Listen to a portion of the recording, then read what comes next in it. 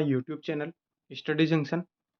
आज की वीडियो में हम बात करने वाले हैं 8th क्लास की साइंस की बुक का चैप्टर 1, जिस चैप्टर का नाम है क्रॉप प्रोडक्शन एंड मैनेजमेंट। तो 8th क्लास की जो साइंस की बुक है उसका जो फर्स्ट चैप्टर है ये काफ़ी ज़्यादा इंपॉर्टेंट चैप्टर है। जैसे ही आपको चैप्टर की हेडिंग से आपको यहाँ पे मालूम हो रहा होगा कि क्रॉप प्रोडक्शन और उसकी मैनेजमेंट, यानी कि फसल को कैसे उगाया जाता है और फिर उसको किस तरीके से मैनेज किया जाता है। सो यहाँ पे हम क्रॉप प्रोडक्शन के बारे में पढ़ने वाले हैं कि किस तरीके से फसल को उगाया जाता है और फिर उसको किस तरीके से मैनेज किया जाता है। यानी कि मैनेज करना मतलब यानी कि उसको नष्ट होने से, उसको ख़राब होने से किस तरीके से बचाया जाए, उसको कहाँ पे स्टोर किया जाता है, कैसे उसको सेल करने के लिए गोदामों में या जो ग्रेनरीज होते हैं वहाँ पे रखा जाता है। इन सारी चीज़ों के बारे में हम आज के चैप्टर में डिस्कस करेंगे। सो आप लोगों से मेरी रिक्वेस्ट है कि आप लोग मेरे साथ इस वीडियो के एंड तक बने रहें ताकि आपसे कोई भी टॉपिक इस चैप्टर का मिस ना हो, क्योंकि कोई भी टॉपिक मिस हो जाता है तो चैप्टर जो है वो इनकम्प्लीट रह जाता है और फिर पूरी तरीके से समझ में नहीं आ पाता है। सो चलिए वीडियो को स्टार्ट करते हैं और देखते हैं कि इस चैप्टर में क्या क्या चीज़ें इंपॉर्टेंट हैं। जो चीज़ें मैं अंडरलाइन करूँगा, जिस पोर्शन को मैं अंडरलाइन करूँगा, आप उस पोर्शन को अपनी बुक को सामने रखें और बुक में भी उसको मार्किंग करते रहें और फिर आप उससे नोट्स को बना सकते हैं। तो चलिए देर ना करते हुए वीडियो को स्टार्ट करते हैं और चैप्टर को समझते हैं। सो यहाँ से रीड आउट करूँगा मैं पहले आपके लिए। Paheli and Boojho went to their uncle's house during the summer vacation. Their uncle is a farmer. One day they saw some tools like खुरपी, sickle, shovel, plough etcetera in the field. यानी कि पहेली और बूझो जो हैं वो दोनों अपने अंकल के यहाँ पे गई हैं जो कि किसान है। तो उन्होंने उनके घर में क्या देखा, ये सब औजार देखे जो कि हम जो फार्मर्स होते हैं उनको खेत में इस्तेमाल करते हुए देखते हैं। You have learned that all living organism require food. ये हम सभी जानते हैं कि जितने भी लिविंग ऑर्गेनिजम्स हैं सबको फूड की ज़रूरत पड़ती है अपनी बॉडी को ग्रो करने के लिए। Plant can make their foods themselves. Can you recall how green plants synthesizes their own food? Animals including humans cannot make their own food, so where do animals get their food from? यानी कि humans को मिला के जो animals होते हैं वो अपना खाना खुद नहीं बना सकते। सो उनके लिए जो खाना आता है वो कहाँ से आता है, ये हम सब कुछ ऑलरेडी पढ़ चुके हैं प्रीवियस क्लासेज में। अगर आपको इससे रिलेटेड कोई डाउट है तो मेरी आपको साइंस के चैप्टर्स की वीडियोज़ मिल जाएंगी या आप अपनी एनसीईआरटीज़ की बुक में भी इनको जल्दी से रीड कर सकते हैं ताकि आपको सारी चीज़ें रिमाइंड हो जाएं। You have already know You already know that the energy from the food is utilized by organisms for carrying out their various body functions such as digestion, respiration and excretion. So, जो energy हमें food से मिलती है उसको हम जितने भी organisms होते हैं वो यूटिलाइज करते हैं अपनी अलग अलग फंक्शंस को कैरी आउट करने के लिए, जैसे कि डाइजेशन है, रेस्पिरेशन से या फिर एक्सक्रीशन वगैरह है। We get food from plants और एनिमल्स और बोथ। हमें खाना कहाँ से मिलता है, या तो प्लांट से या फिर एनिमल्स से या फिर दोनों जगह से। सो ये था जो हम प्रीवियस क्लासेस में पढ़ चुके हैं। आपको यहाँ पे थोड़ा सा रिवाइंड कराया गया है कि आप ये सब चीज़ें ऑलरेडी स्टडी कर चुके हैं। सो हम यहाँ से स्टार्ट करेंगे। जो आपको दिख रहा है 1.1 पोर्शन एग्रीकल्चरल प्रैक्टिसेस, इस बॉक्स को आप रीड करें एक बार। Till 10,000 BC people were nomadic. Nomadic कौन होते हैं? वो लोग जो अलग अलग टाइम पे एक जगह से दूसरी जगह पे मूव करते रहते हैं फूड के सर्च में, यानी कि खाना को ढूंढने के चक्कर में एक जगह से दूसरी जगह पर मूव कर जाते हैं। उनको हम नोमैडिक पीपल कहते हैं। They are wandering in groups from place to place in search of food and shelter. They ate raw fruits and vegetables and started hunting for animals for food. Later, they could cultivate land and produce rice, wheat and other food crops. बाद में इन्होंने क्या करना शुरू कर दिया, उन्होंने land को कल्टीवेट करना स्टार्ट कर दिया और वहाँ पे उन्होंने प्रोडक्शन शुरू कर दी राइस की, व्हीट की और बाकी जो फूड क्रॉप्स होते हैं। दस वाज बोर्न एग्रीकल्चर, उसके बाद ही एग्रीकल्चर का बोर्न अप हुआ। When plants of the same kind are grown and cultivated at one place or on a large scale, it is called a crop। इस definition को आप अंडरलाइन कर लो कि crop की जो डेफिनेशन होती है वो क्या होती है। सो ये क्रॉप की डेफिनेशन आपको यहाँ पे क्लियरली दी हुई है। एग्जाम्पल आप देखेंगे, crop of wheat means that all the plants grown in a field are that of wheat. यानी कि किसी फील्ड में जब एक ही तरह की प्रोडक्शन की जाती है, एक ही प्लांट को वहाँ पे बोया जाता है और उसका कल्टीवेशन किया जाता है, तो हम उसको क्रॉप कहते हैं और हिंदी में उसको फसल कहते हैं। ये फसल तो आपने सुना ही होगा, अपने जो आप फार्मर्स वगैरह को जानते हैं उनके, वो भी फसल वगैरह के बारे में बातें करते रहते हैं। Next paragraph, you already know that crops are different types like cereals, vegetables and fruits. These can be classified on the basis of season in which they grow। यानी कि क्रॉप्स को सीजन के बेस पे classify किया जा सकता है, जिस सीजन में उनको उगाया जाता है। India is a vast country. The climatic condition like temperature, humidity and rainfall vary from one region to another. Accordingly, there is a rich variety of crops grown in different parts of the country. Despite this diversity, two broad cropping patterns can be identified। यानी कि India जो है एक vast country है और यहाँ पे अलग अलग सीजन्स जो हैं वो आते रहते हैं। यानी कि गर्मी भी होती है, सर्दी भी होती है, बरसात भी होती है, ये सारे मौसम होते हैं और इसी पे फिर हमारी जो क्रॉप प्रोडक्शन होती है वो डिपेंड करती है। इसी बेस पे यहाँ पे जो है क्रॉपिंग की दो पैटर्न को पहचाना गया है। वो कौन कौन से पैटर्न है वो हम यहाँ पे डिस्कस करेंगे। First one is kharif crop. Kharif crop कौन से होते हैं? The crops which are sown in the rainy season are called kharif crop. Kharif crop वो होते हैं जो कि रेनी सीजन में बोए जाते हैं। The rainy season in India is generally from June to September. Paddy, maize, soybean, groundnut, cotton etcetera are the kharif crop. Kharif crop जो होता है इंडिया में रेनी सीजन में होता है और रेनी सीजन यहाँ पे कब होता है? जून से सितंबर तक। और इसके जो एग्जांपल्स हैं खारिफ क्रॉप के, वो पैडी है यानी कि चावल ही होता है, मेज, सोयाबीन, ग्राउंडनट्स, कॉटन एटसेट्रा, ये सारे क्रॉप्स क्या हैं? खारिफ क्रॉप है। ये आपको याद रखना है और इसकी डेफिनेशन भी आपको याद रखनी है कि खारिफ क्रॉप हम किसको कहते हैं। ये आने वाले क्लासेज में भी आपको और थोड़ी सी डिटेल में पढ़ना होगा। Next one is rabi crops. The crops grown in the winter season are called rabi crops. Rabi crops कौन से होते हैं? जिनको हम सर्दियों में ग्रो करते हैं। Their time period is generally from the October to March. Example of rabi crops are wheat, gram, pea, mustard and linseed. ये राबी क्रॉप्स के जो हैं यहाँ पे एग्जाम्पल्स हैं। ये दोनों जो क्रॉप प्रोडक्शन है ये आपको याद होनी चाहिए। ये सीजन के बेस पे होती है, एक रेनी सीजन में और एक विंटर सीजन में। Beside this, pulses and vegetables are grown during the summer at many places. Summer time में काफ़ी जगहों पे पल्सेज और वेजिटेबल्स को ग्रो किया जाता है। Basic practices of crop production.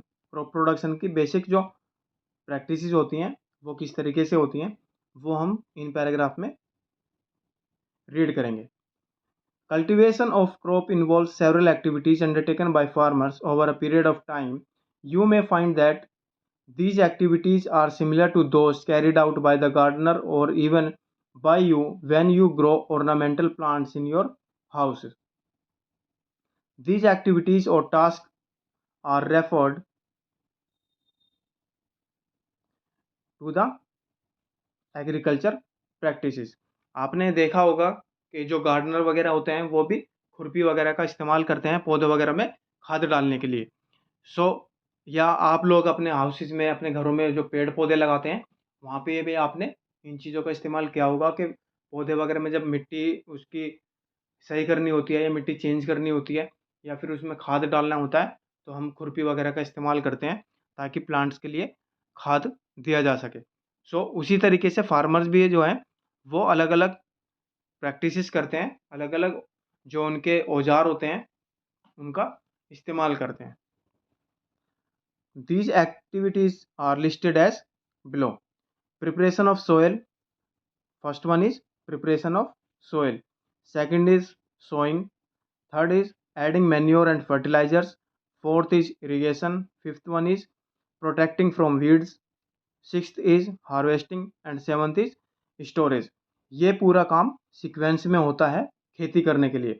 यानी कि पहले मिट्टी को प्रिपेयर किया जाता है, उसके बाद में मिट्टी में बीज बोया जाता है, फिर वहाँ पे खाद का, फर्टिलाइज़र वगैरह का इस्तेमाल किया जाता है, फिर इरिगेशन का, फिर protecting from the weeds. Weeds क्या होता है वो हम आगे पैराग्राफ में पढ़ेंगे। चैप्टर के इसी चैप्टर में हम आगे वीड्स के बारे में भी पढ़ेंगे कि वीड्स क्या होता है। उसके बाद हार्वेस्टिंग का टाइम आ जाता है और उसके बाद स्टोरेज का। सो इनको हम आगे आगे थोड़ा डिटेल में पढ़ने वाले हैं। सो first one is preparation of soil. मिट्टी को किस तरीके से प्रिपेयर किया जाता है या फिर तैयार किया जाता है। The preparation of soil is the first step before growing a crop. One of the most important task in agriculture is to turn the soil and loosen it. सबसे इंपॉर्टेंट टास्क जो होता है, सबसे इंपॉर्टेंट काम जो होता है agriculture के लिए, वो ये होता है कि मिट्टी को ढीला किया जाए, यानी कि उसको उसके अंदर थोड़ी सी नमी होनी चाहिए। This allows the roots to penetrate deep into the soil. The loose soil allows the root to breathe easily even when they go deep into the soil. Why does the loosening of soil allow the root to breathe easily? So, जो नमी वाली मिट्टी होती है उसमें क्या होता है कि जो बीज बोया जा रहा है या जिसकी प्रोडक्शन करने के लिए हमने बीज को डाला है, वो उसकी जो रूट होगी, जो प्लांट्स वहाँ पे निकलेगा, उसकी रूट जो है वो मिट्टी में अच्छी तरीके से नीचे तक चली जाती है। Second paragraph, the loosened soil help in growth of earthworms and microbes present in the soil. So मिट्टी में अगर नमी होगी तो वहाँ पे जो माइक्रोब्स होते हैं या अर्थवॉर्म्स होते हैं उनकी ग्रोथ वहाँ पे होगी, जो कि मिट्टी के लिए काफ़ी लाभदायक होती है और फिर उसी से वहाँ पे की जो प्रोडक्शन होने वाली होती है वो भी काफ़ी उसको भी प्रोडक्शन को भी काफ़ी हेल्प हो जाती है। सो यहाँ पे इस पोर्शन को आप अंडरलाइन कर लेंगे कि जो नमी मिट्टी होती है वो काफ़ी बेनिफिशियल होती है क्रॉप प्रोडक्शन के लिए, क्योंकि वहाँ पे अर्थवॉर्म भी होते हैं और माइक्रोब्स की भी ग्रोथ होती है। These organisms are friends of the farmer since they further turn and loosen the soil and add humus to it. But why does the soil need to be turned and loosened? यानी कि मिट्टी में जो मिट्टी होती है उसको loose क्यों किया जाता है और वो किस लिए बेनिफिशियल होती है। You have learnt in the previous classes that soil containing minerals, water, air and some living organisms.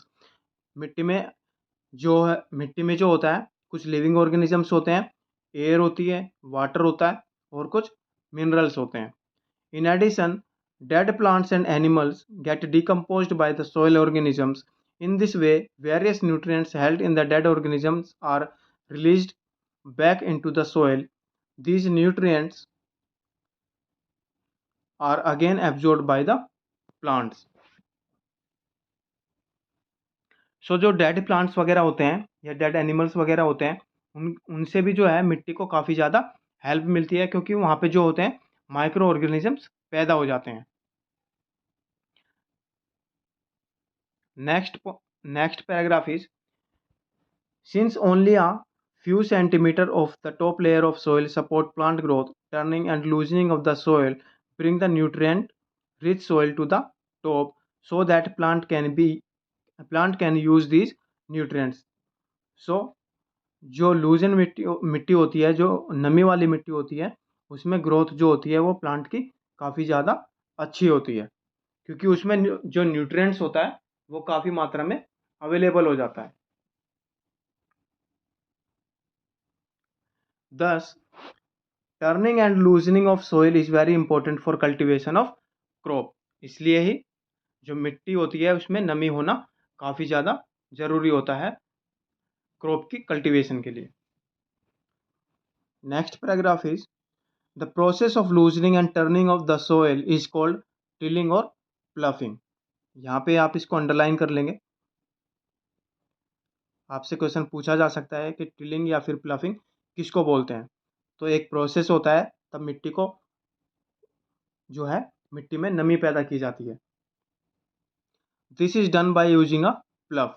आपने देखा होगा जो हल हल वगैरह चलाते हैं किसान खेतों में, वो इसीलिए चलाते हैं ताकि जो मिट्टी होती है उसकी नमी अच्छे से प्लांट्स के लिए, यानी कि जो फसल हम उगाने वाले हैं वहाँ पे मिट्टी मिट्टी में जो नमी होती है वो अच्छे से अवेलेबल हो जाए। Ploughs are made of wood and wood or iron. If the soil is very dry, it may need watering before the ploughing. अगर मिट्टी वहाँ पे काफ़ी टाइट है या सूखी मिट्टी है तो वहाँ पे पहले पानी की ज़रूरत पड़ेगी, उसके बाद ही प्लफिंग हो सकती है। द प्लफ्ड फील्ड में have big pieces of soil called crumbs, यानी कि मिट्टी के बड़े बड़े पीसेस भी वहाँ पे हो सकते हैं जिनको हम क्रम्स बोलते हैं। It is necessary to break this crumbs with a plank. Plank से इसको तोड़ना काफ़ी ज़्यादा इंपॉर्टेंट होता है, ज़रूरी होता है। The field is levelled for sowing as well as for the irrigation purpose. The levelling of soil is done with the help of the leveller. Leveller की हेल्प से मिट्टी को लेवल में किया जाता है। Sometimes a manure is added to the soil before tilling. This helps in proper mixing of manure with soil. The soil is watered before sowing.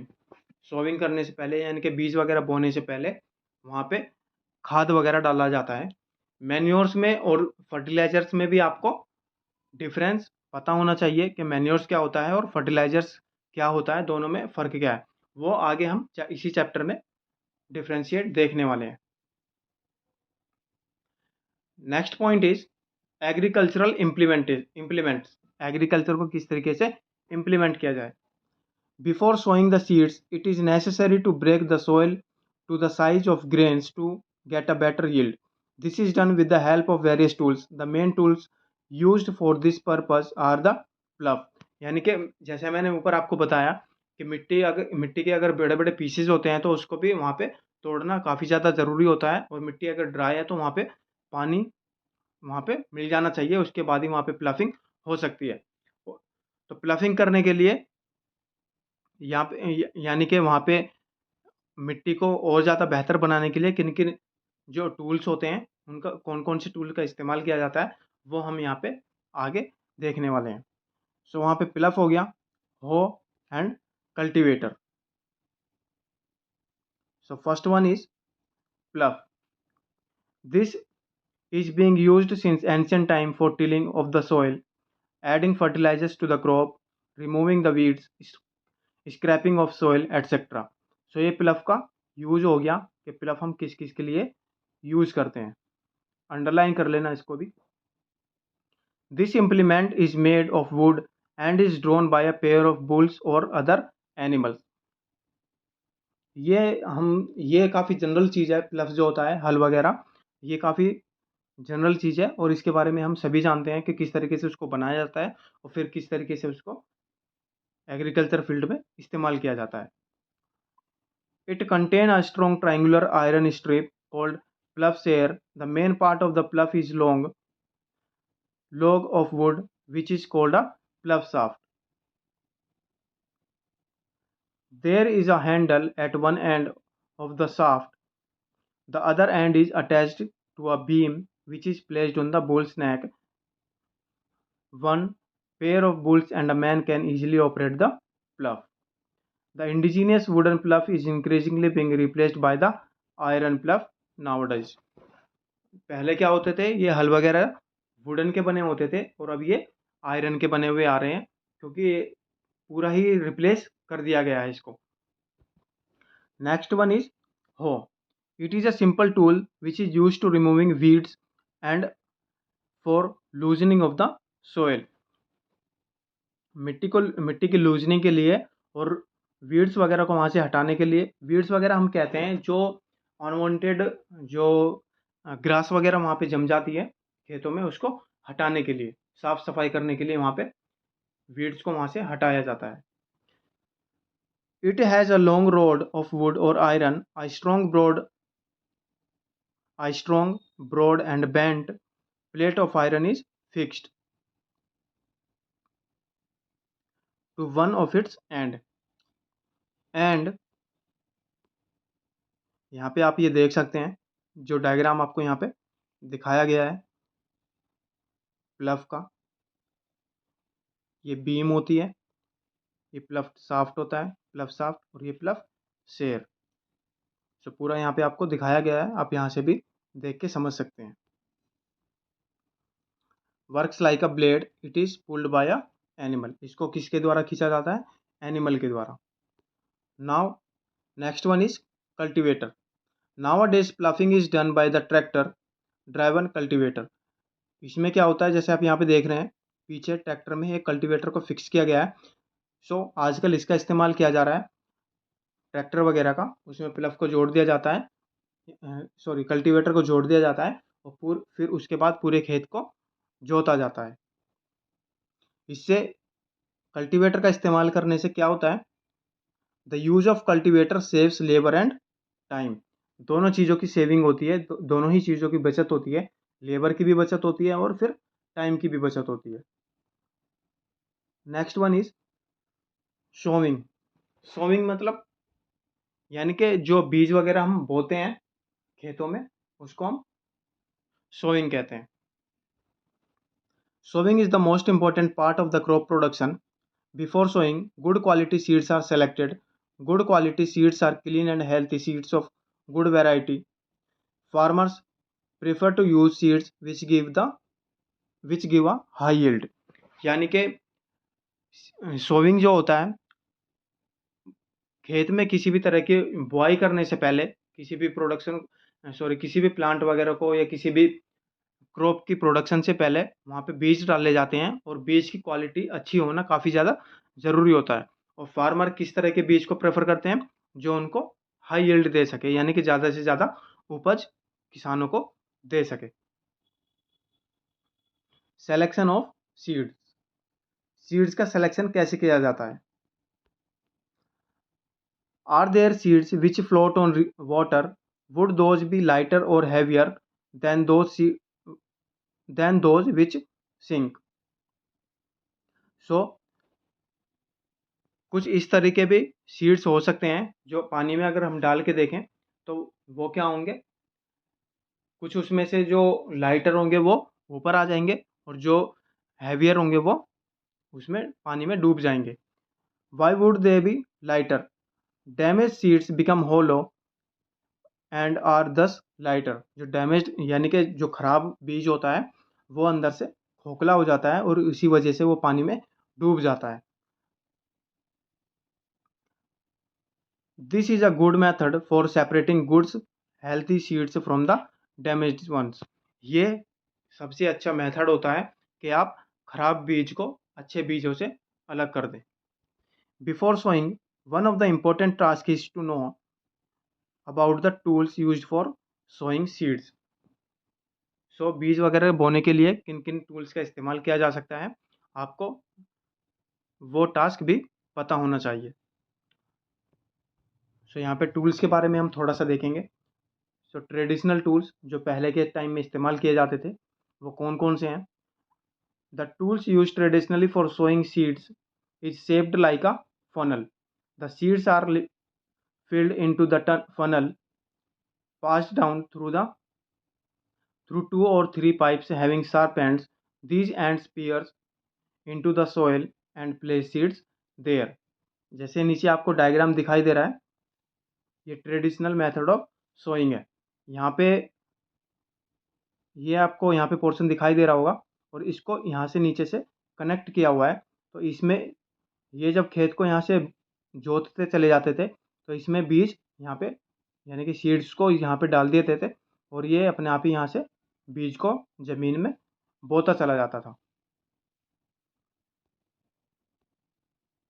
Next one is seed drill. Nowadays the seed drill is used for sowing with the help of tractor. यानी कि आजकल किसका use किया जा रहा है? Tractors का। These this tool sows the seeds uniformly at proper distance and depth. It ensure that seeds get covered by the soil after sowing. यानी कि इसका फ़ायदा ये है कि जो सीड्स होते हैं वो एक प्रॉपर डिस्टेंस पे प्लेस कर दिए जाते हैं ऑटोमेटिकली और बोन उसके बाद फुली जो है मिट्टी से कवर हो जाता है। It ensures that seeds get covered by the soil after sowing. Sowing होने के बाद मिट्टी से पूरा कवर हो जाता है। This prevents damage caused by the birds. Sowing by using a seed seed drill saves the time and labour. ये भी आपका टाइम और लेबर दोनों को बचाता है। An appropriate distance between the seeds is important to avoid overcrowding of plants.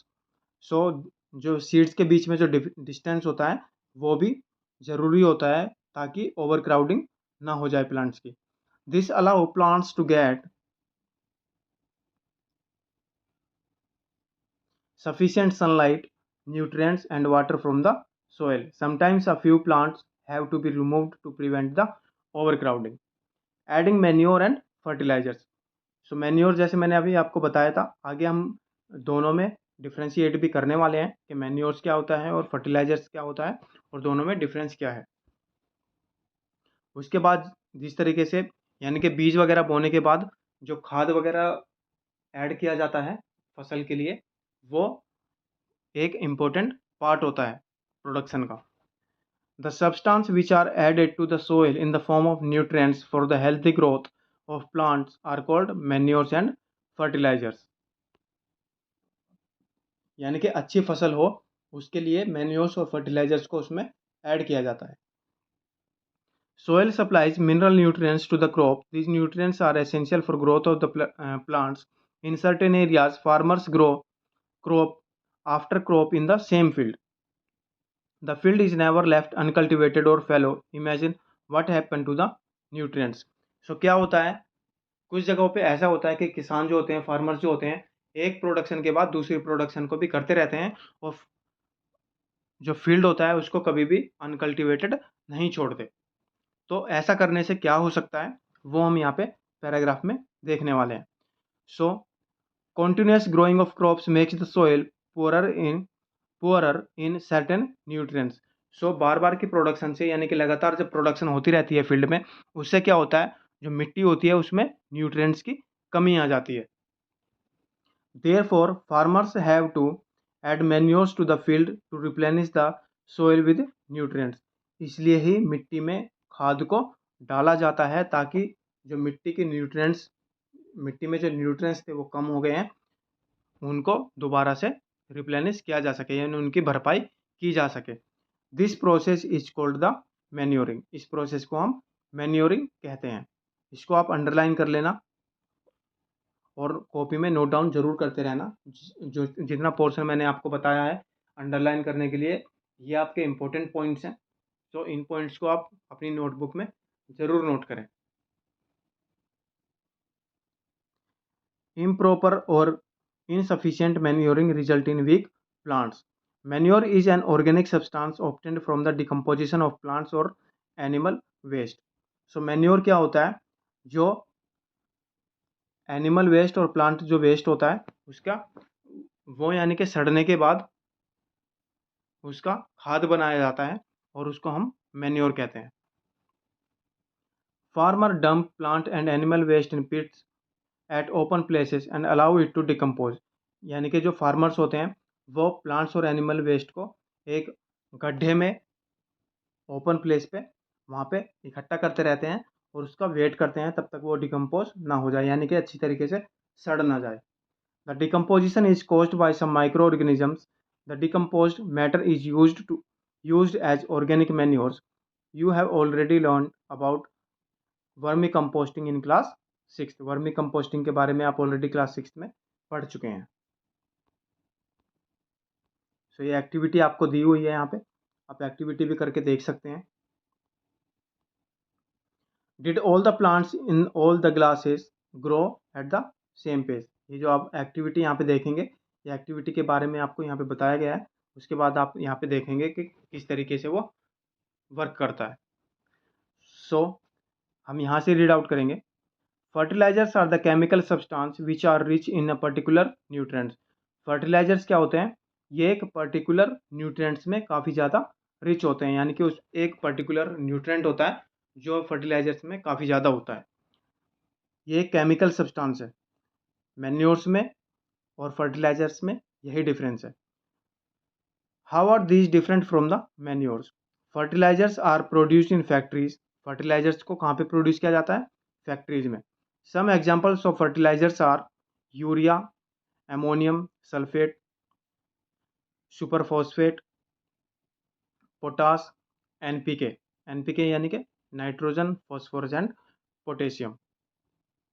The use of fertilizers has helped farmers to get better yield of crops such as wheat, paddy and maize, but excessive use of fertilizers has made the soil less fertile। यानी कि fertiliser के इस्तेमाल से farmers को अच्छी उपज तो मिली है, यानी कि प्रोडक्शन तो अच्छी हुई है, लेकिन बार बार के फर्टिलाइजर के इस्तेमाल करने से क्या हुआ है, जो मिट्टी होती है वो कम फर्टाइल हो गई है, यानी कि उसमें उसकी जो उपज करने की शक्ति होती है, प्रोडक्शन करने की जो शक्ति होती है वो कम हो गई है। Fertilizers have also become a source of water pollution.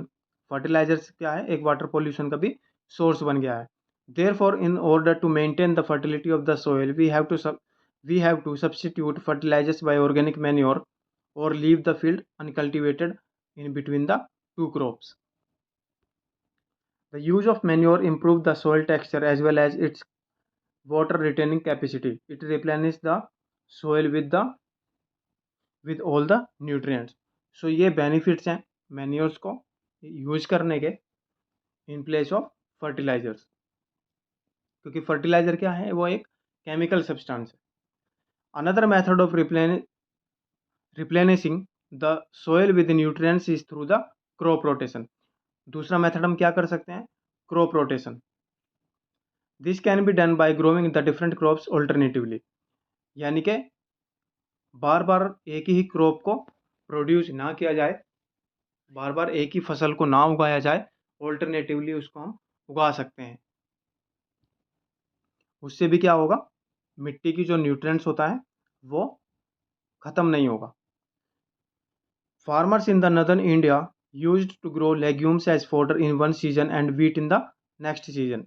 यहाँ पे ये क्रॉप प्रोडक्शन का एग्जाम्पल है कि जो नदर्न इंडिया के फार्मर्स होते हैं वो क्या करते हैं, चारे वगैरह को, यानी कि लेग्यूम्स, ग्रो लेग्यूम्स यानी कि जो फलीदार सब्जियां वगैरह होती हैं उसका प्रोडक्शन करते हैं, और फिर नेक्स्ट सीजन में वो वीट का प्रोडक्शन करते हैं। This helped in replenishment of the soil with nitrogen. Farmers are being encouraged to adopt this practice। In the previous classes, you have learned about rhizobium bacteria.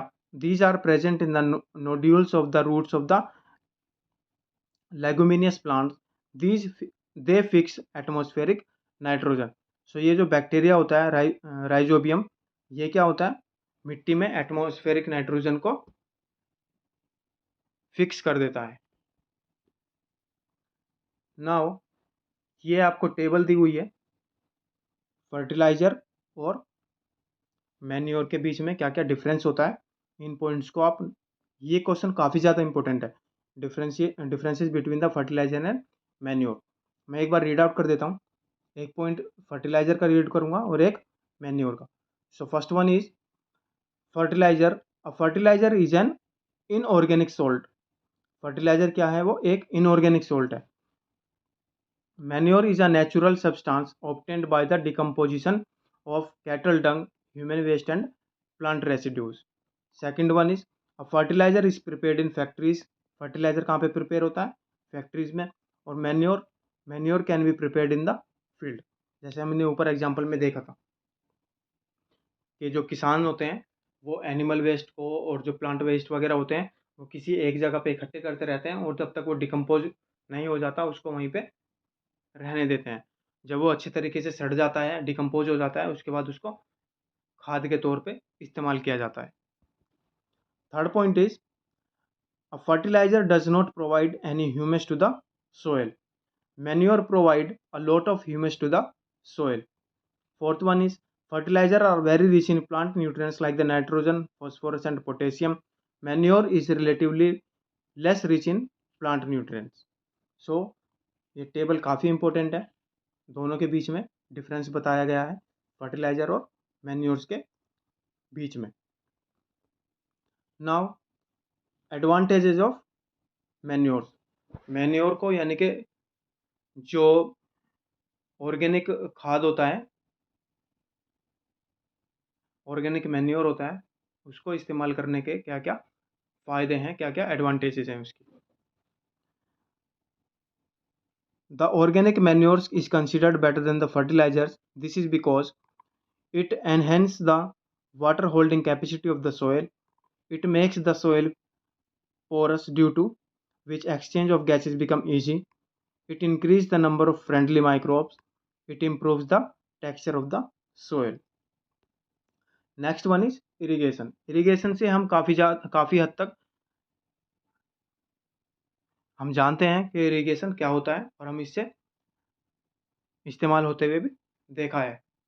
यानी कि आप अपने गांव वगैरह में जाते होंगे, विलेजेस वगैरह में जाते होंगे, तो आप लोगों ने इसको ज़रूर देखा होगा कि इरिगेशन फैसिलिटीज़ को कैसे इस्तेमाल किया जाता है क्रॉप प्रोडक्शन के लिए।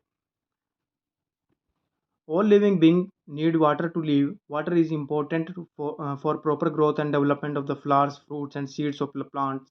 Water is absorbed by the plant roots. Along with water, mineral and fertilizers are also absorbed. Plant contain nearly 90% water. Water is essential because germination of seed does not take place under a dry condition. So इसलिए water जो होता है, यानी कि सूखे में खेती करना वो इम्पॉसिबल है। मिट्टी में नमी होनी चाहिए और फिर वहाँ पे पानी भी होना ज़रूरी है। Nutrients dissolved in water gets transported to each part of the plant. Water also protect the crop from both frost and hot air currents to maintain the moisture of the soil for healthy crop growth. Field have to be watered regularly, यानी कि लगातार वहाँ पे पानी की देने की ज़रूरत पड़ती है। The supply of water to crops at the different interval is called irrigation. ये इरीगेशन की यहाँ पे डेफिनेशन है। The time and frequency of irrigation varies from crop to crop, soil to soil, and season to season. In summer, the frequency of watering is higher. Why it is so? Could it be due to the increased rate of evaporation of water from the soil and leaves? यानी कि गर्मी के मौसम में जो है ज़्यादा पानी देने की ज़रूरत पड़ती है। सो ऐसा क्यों है? सो ऐसा इसलिए ही है कि जो इवेपोरेशन का जो रेट होता है, यानी कि इवेपोरेशन जो है वो काफ़ी जल्दी होता है गर्मी के मौसम में।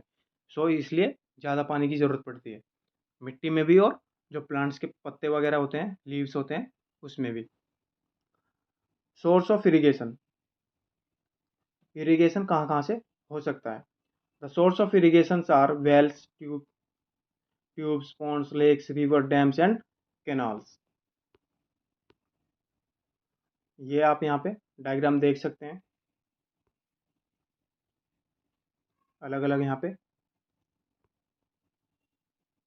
दिखाया गया है कि किस तरीके से इरिगेशन फैसिलिटी को ट्रेडिशनल टाइम से स्टार्ट किया जा चुका था। Traditional method of irrigation. The water available in wells, lakes and canals is lifted up by the different method in different region for taking it to the field. Cattle or human labor is used in these method, so these methods are cheaper but less efficient. The various traditional ways are मोट,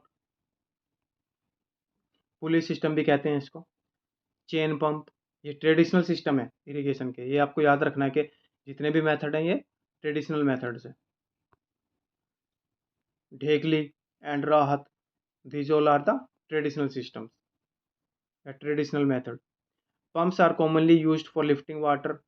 Diesel, biogas, electricity and solar energy is used to run these pumps. अब क्या होता है, pump वगैरह का use किया जाता है और उसमें फिर किसकी ज़रूरत पड़ती है, या तो बायोगैस की, इलेक्ट्रिसिटी की, या फिर डीजल वगैरह की, पंप वगैरह को चलाने के लिए।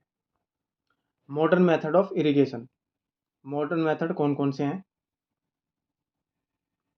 सो modern method of irrigation help us to use water economically. The main method used are as follows.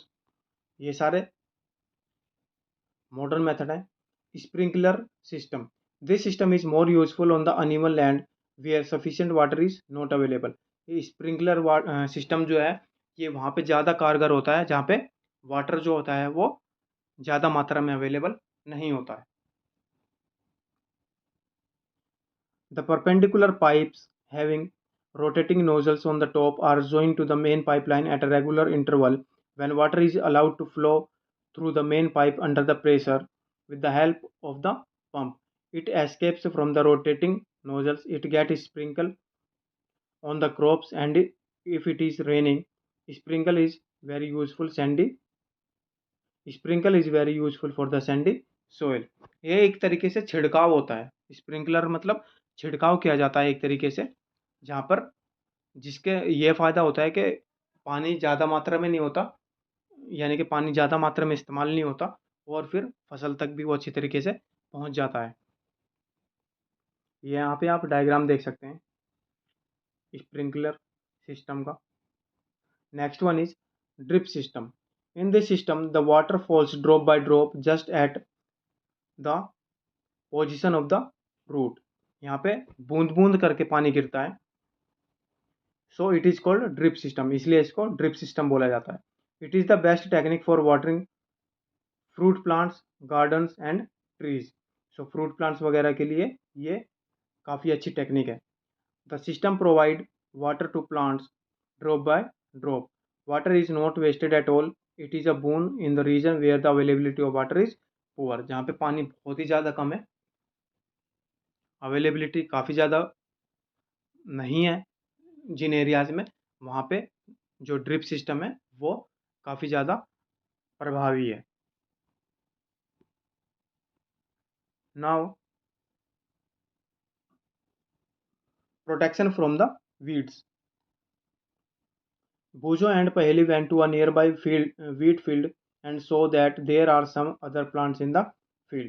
So वो दोनों एक फील्ड में गए और उन्होंने देखा वहाँ पे कुछ अदर प्लांट्स भी अवेलेबल हैं.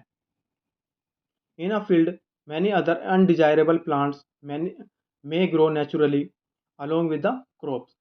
तो फसल के साथ साथ वहाँ पे जो अनडिजायरेबल यानी कि जो हम नहीं चाहते ऐसे पौधे भी वहाँ पे उगाते हैं, वो नेचुरली आ जाते हैं.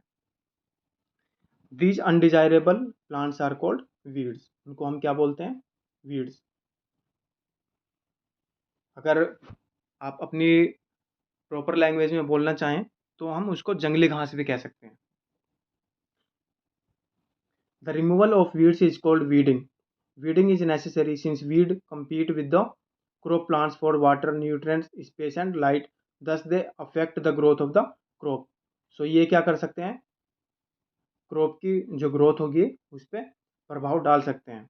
Some weeds interfere even in harvesting and may be poisonous for animals and human being. So कुछ अनवांटेड प्लांट्स ऐसे होते हैं, कुछ वीड्स ऐसी होती हैं जो कि हार्वेस्टिंग के टाइम पे प्रॉब्लम क्रिएट करती हैं, इंटरफेयर करती हैं और एनिमल्स के लिए या फिर ह्यूमन बीइंग्स के लिए पॉइजनस भी हो सकती हैं, जहरीली भी हो सकती हैं.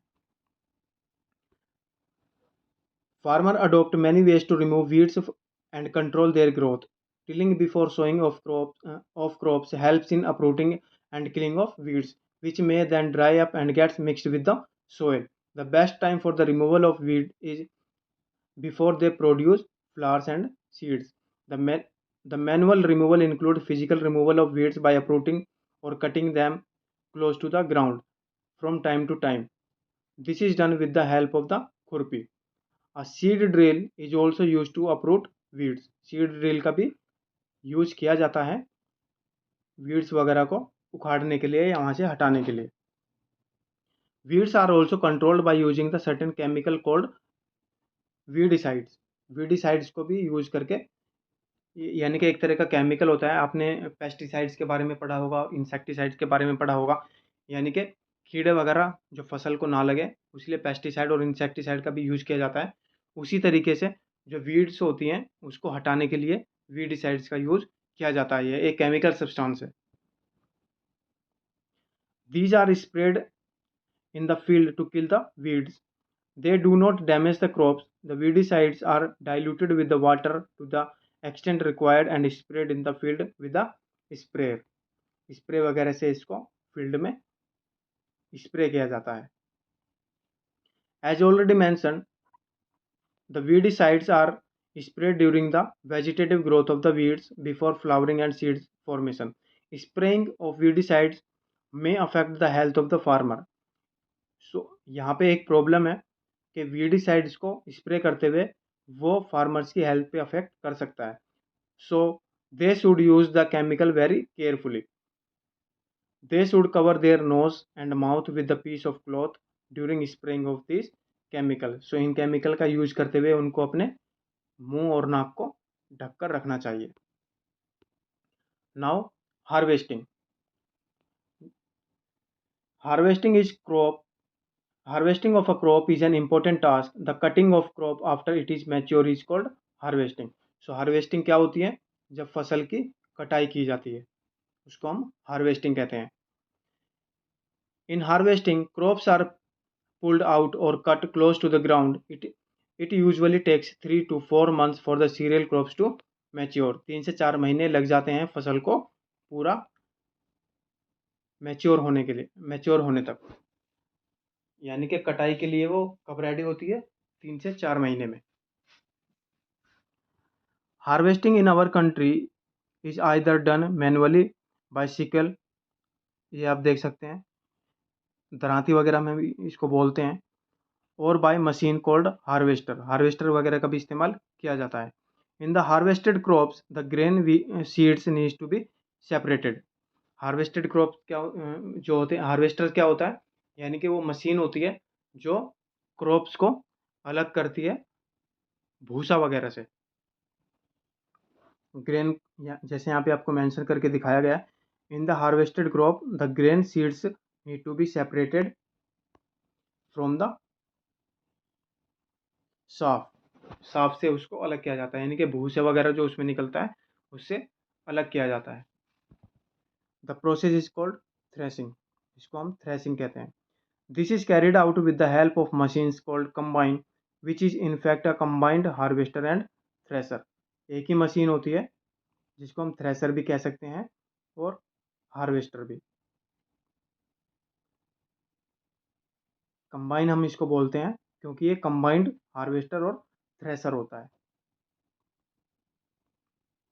Farmers with the small holding of land do the separation of grain and chaff by winnowing. You have already studied this in class 6th. ये आप मशीन देख सकते हैं कैसे ग्रेन वगैरह को अलग किया जाता है. जो भूसा वगैरह उसमें होता है उससे अलग किया जाता है, उसी को हम विनोइंग वगैरह बोलते हैं. हार्वेस्ट फेस्टिवल, ये आप देख सकते हैं अलग अलग रीजन्स में जो है अलग अलग तरीके से हार्वेस्ट फेस्टिवल होता है. जैसे बैसाखी वगैरह होती है, वो सब हार्वेस्ट फेस्टिवल है. Now storage.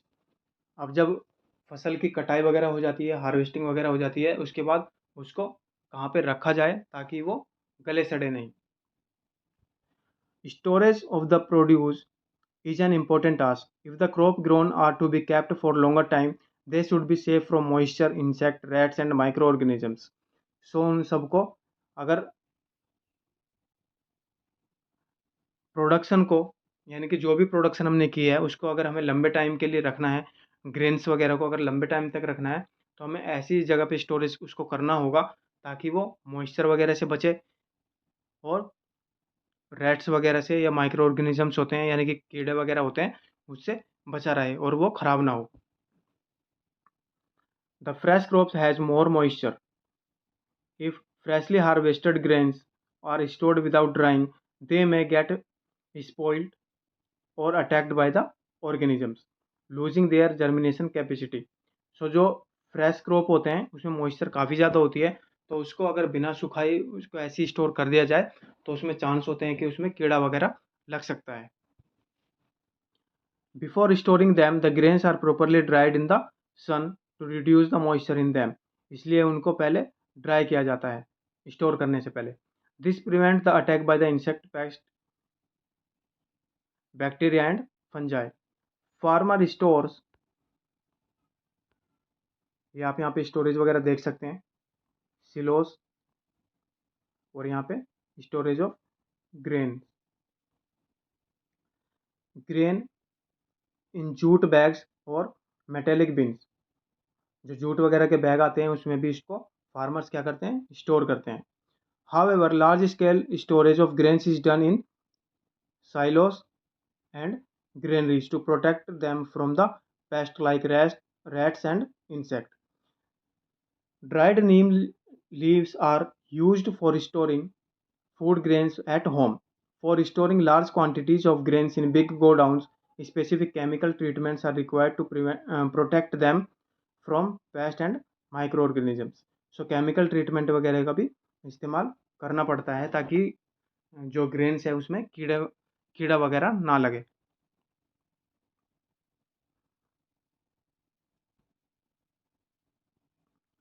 Food from animal, animal से हम किस तरह के फूड प्राप्त कर सकते हैं। ये टेबल आपको यहाँ पे दी हुई है। जैसे मिल्क वगैरह हमको कहाँ से मिलता है, काऊ, बफेलो, ठीक है, सिप यहाँ पे गोट और सी कैमल।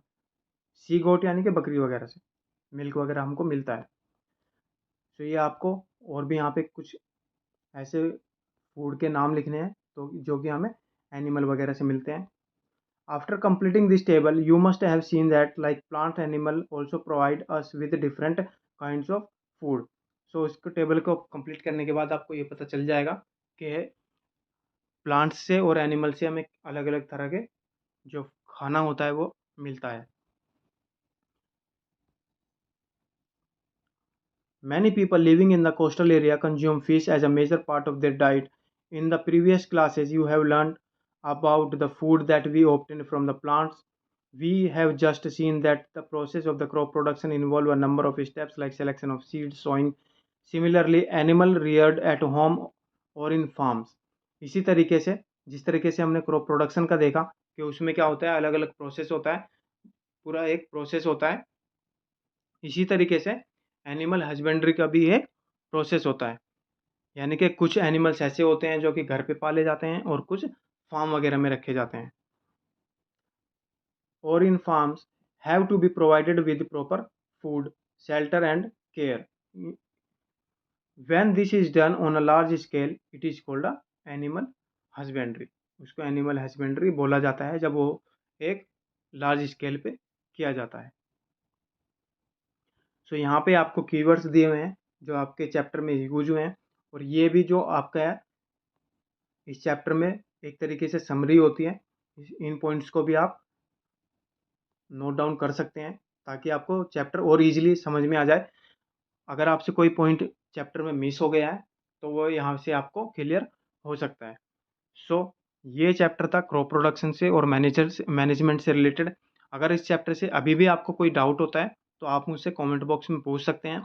अगर आप चाहते हैं कि ये एक्सरसाइज के क्वेश्चन सॉल्यूशन मैं आपको दूं, वैसे आप कोशिश करना कि इन एक्सरसाइज को आप अपने तरीके से ही कर सकें, यानी कि खुद रीड करें और कुछ इन क्वेश्चंस के आंसर्स को ढूंढने की कोशिश करें। फिर भी उस अगर आपको कोई डाउट होता है तो आप मुझसे कमेंट बॉक्स में पूछ सकते हैं। कोई पर्टिकुलर क्वेश्चन में आपको डाउट हो सो आप मुझे विदाउट हेजिटेशन पूछ सकते हैं। मैं पूरा ट्राई करूँगा कि आपको प्रॉपर आंसर दे पाऊँ ताकि आप उस आंसर को अच्छे से याद कर पाएँ और अपने एग्जाम्स में लिख पाएँ।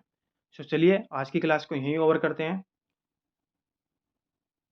मेरी आप लोगों से रिक्वेस्ट है कि आप लोग मेरे चैनल को सब्सक्राइब करें, वीडियो को लाइक करें और वीडियो को ज़्यादा से ज़्यादा शेयर करें।